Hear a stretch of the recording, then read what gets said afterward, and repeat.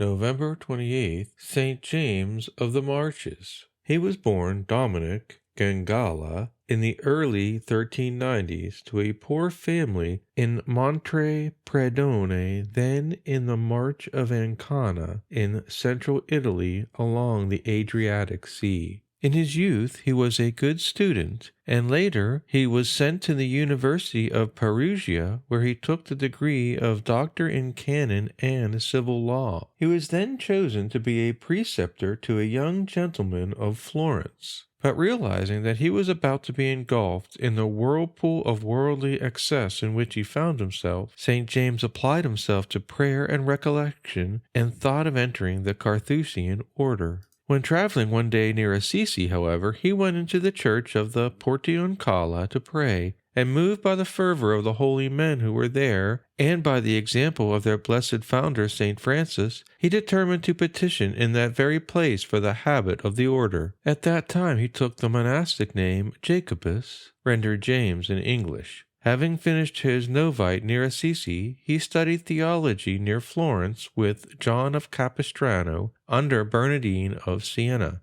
He began a very austere life, fasting 9 months of the year, until Bernardine told him to moderate his penances. Despite of this, he fell ill with a number of different illnesses which for 30 years he endured with heroic patience, without ever exempting himself from saying Holy Mass or assisting at the offices in common. For 40 years he never passed a day without taking the discipline. On June 13th, 1420, he was ordained a priest. He carried out that ministry with such great fervor and power that he never failed to touch the most hardened hearts and produce truly miraculous conversions.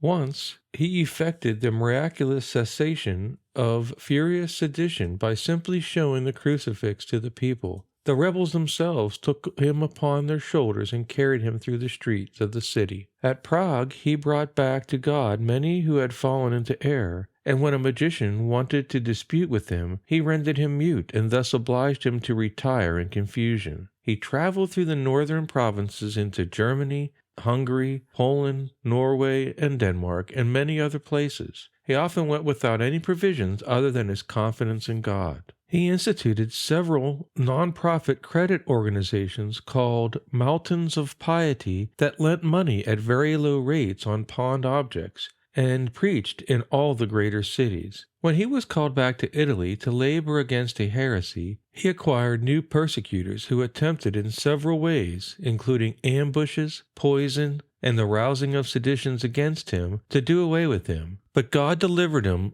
each time out of these situations. When chosen Archbishop of Milan, he fled and could not be prevailed on to accept the office.